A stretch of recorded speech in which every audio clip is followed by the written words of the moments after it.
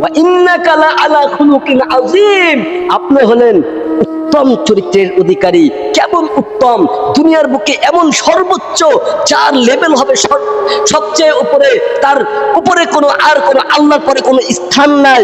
আল্লাহ রাব্বুল আলামিন তার স্থানে রেখে আল্লাহ রাব্বুল আলামিন কোরআনের মধ্যে বলেছেন আপনি হলেন উত্তম চরিত্রের অধিকারী।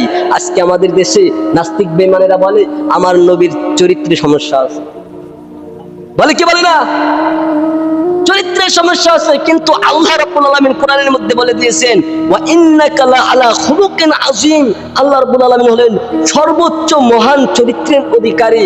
এইটা যদি আমি সংক্ষেপে আপনাদেরকে ব্যাখ্যা করি তাহলে আপনারা সহজেই বুঝবেন।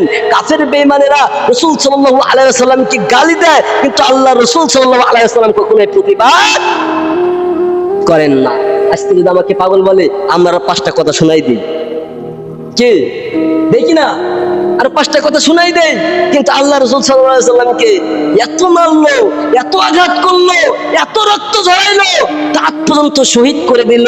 তারপরে আল্লাহ রাব্বুল আলামিন রাসূল সাল্লাল্লাহু আলাইহি ওয়াসাল্লামকে বললেন ইয়া রাসূলুল্লাহ, এই মক্কার জীবনে মানুষ আপনার কথা শুনবে না, কাফের বেঈমানেরা আপনার কথা শুনবে না। আপনি একটা কাজ করেন, আপনি তাইফের ময়দানে চলে যান, তাইফের ময়দানে গিয়ে আমার কোরআনের কথা বলেন, সেখানে গিয়ে কিছু মানুষ হইলেও আপনার কোরআনের কথা শুনবে, আমার কোরআনের কথা শুনবে। আপনি সেখানে যান। আল্লাহ রাসূল সাল্লাল্লাহু আলাইহি ওয়াসাল্লাম খুব আশা নিয়ে চলে গেলেন তাইফের ময়দানে।